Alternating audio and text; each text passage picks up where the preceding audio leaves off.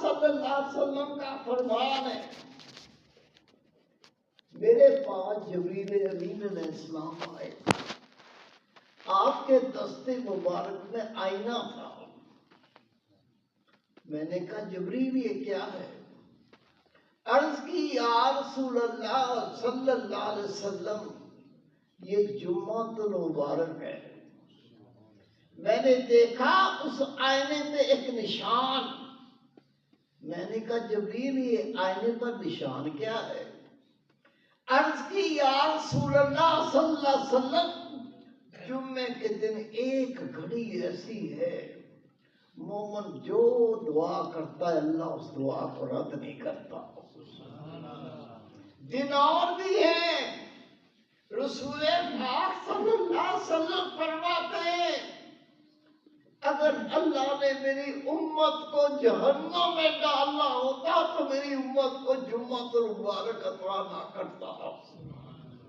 پتا چلا اللہ نے ایسا متبرک دن دے دیا، اتنا عظمت والا دن دے دیا، جو جمعۃ المبارک کا احترام کرے گا، اکرام کرے گا، جمعے کی نماز پڑھے گا، اللہ کا ذکر کرے گا، قرآن پاک کی تلاوت کرے گا، استغفار کرے گا، اللہ سے بخشش مانگے گا۔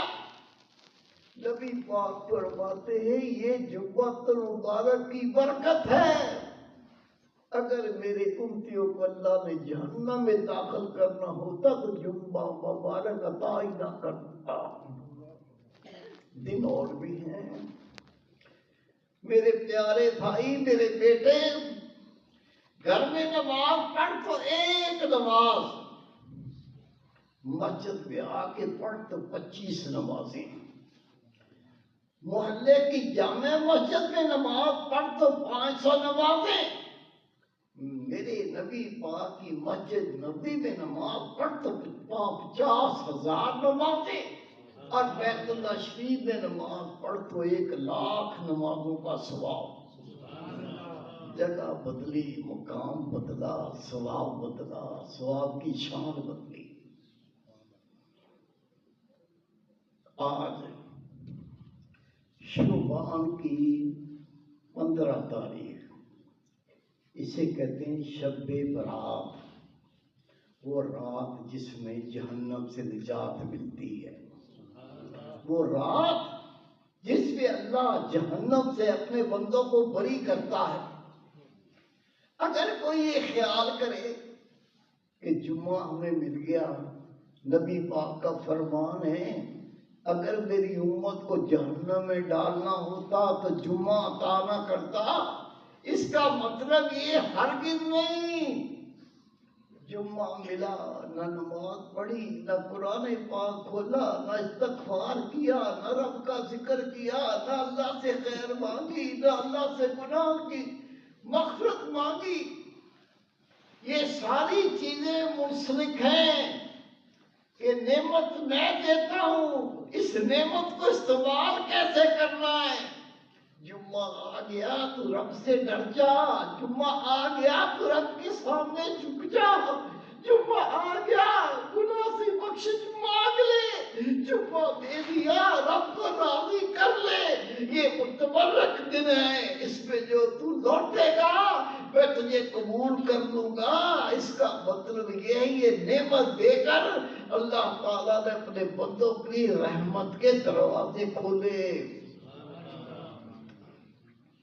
شب برات، یہ شعبان کا مہینہ، رسول کریم صلی اللہ علیہ وسلم فرماتے ہیں کریم الطرفین، یہ مہینہ پہلے بھی کریم بعد میں بھی کریم۔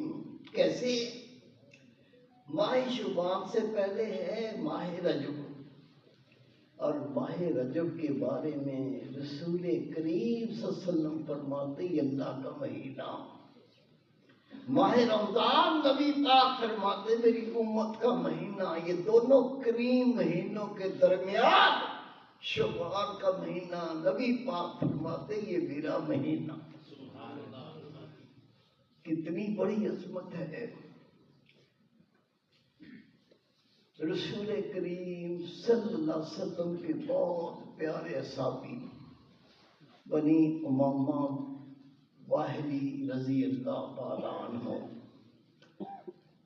کتنی شان ہے اس صحابی رسول کی، سامنے سے آئے۔ اللہ کے محبوب نے فرمایا قوم کا سردار آ رہا ہے، ادب سے کھڑے ہو جاؤ۔ خود رسول پاک کھڑے ہو گئے، صحابہ نے دیکھا وہ بھی کھڑے ہو گئے۔ جب بنی امامہ بن واحدی رضی اللہ تعالیٰ عنہ قریب آئے، خدا کے محبوب نے اپنی کالی کمبلی، وہ چادر جو اوڑا کرتے تھے، وہ اتار کے بچھا کے فرمایا امامہ آ میری چادر پہ بیٹھ۔ یہ چادر کیا تھی؟ نبی پاک کے جسم سے جو چیز لگ گئی وہ کیا بن گئی؟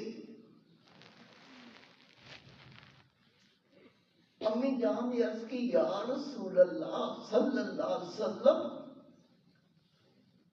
مجھے آپ اپنی چادر دیں گے؟ میرا دوپٹہ دھلا ہوا ہے، گیلا ہے، میں یہ چادر اوڑھ کے نماز ادا کر دوں؟ خدا کے محبوب صلی اللہ علیہ وسلم اپنی وہ چادر جو اوڑا کرتے تھے امی جان کو دے دی، خود نماز پڑھنے چلے گئے۔ جب رسول کریم صلی اللہ علیہ وسلم واپس لوٹے، امی جان نے دیکھا یکدم رسول پاک کے جسم پہ ہاتھ پھیرنے لگی۔ اللہ کے محبوب نے فرمایا عائشہ یہ کیا کر رہی ہو؟ عرض کی یا رسول اللہ صلی اللہ علیہ وسلم میں حیران ہوں، اتنی موسلا دھار بارش ہو رہی ہے اور آپ کا جسم خشک ہے۔ آقا نے مسکرا کے فرمایا میری عائشہ بارش نہیں ہو رہی، تو نے میری چادر اوڑھی ہے، تو نے میری چادر اوڑھی ہوئی ہے، اللہ کی رحمت برس رہی ہے تو اس کو محسوس کر رہی ہے کہ بارش ہو رہی ہے۔ وہ چادر اللہ کے محبوب نے پاری جوڑا کرتے تھے، اور بنی امامہ واحدی رضی اللہ تعالیٰ عنہ سے کہا آؤ میری چادر پہ بیٹھو۔ وہ آگے بڑھے، چادر اٹھائی، چومی، چوم کی آنکھوں سے لگائی، پھر سینے سے لگائی، عرض کی یا رسول اللہ میری جرت، میں اپنے پیر آپ کی چادر پہ رکھوں؟ جب رسول پاک نے ان کا ادب دیکھا، ان کی تعظیم دیکھی، ان کا اکرام دیکھا، تو اللہ کے محبوب نے فرمایا بنی امامہ بن واحدی رضی اللہ تعالیٰ عنہ، حکمت ادب کا تو خزانہ ہے۔ جس کو رسول پاک کہیں ادب کا خزانہ، حکمت کا خزانہ، دانائی کا خزانہ، بتائیے اس کی عظمت کیا ہوگی۔ آپ روایت کرتے ہیں رسول کریم صلی اللہ علیہ وسلم نے ارشاد فرمایا جب شمال کی نصف رات، آدھی رات گزر جاتی ہے، اللہ کی طرف سے ندا شروع ہوتی ہے کوئی ہے گناہگار مجھ سے مغفرت مانگے، کوئی ہے گناہگار مجھ سے بخشش مانگے۔ رسول پاک نے فرمایا فجر کی نماز تک اللہ تعالیٰ یہ ندا کرتا رہتا ہے، یہ ندا ہوتی رہتی ہے۔ کس قدر خوش نصیب ہے آپ، اللہ کے گھر میں اس رات بیٹھے ہوئے ہیں۔ کیوں بیٹھے ہوئے ہیں؟ گناہ اللہ بخش دے۔ کیوں بیٹھے ہوئے؟ اللہ ہماری مغفرت کر دے۔ کیوں بیٹھے بیٹھے ہوئے اللہ ہم سے راضی ہو جائے، اسی لیے قرآن و حدیث سننا چاہتے ہیں، اللہ کی راہ پہ ہم گامزن ہو جائیں۔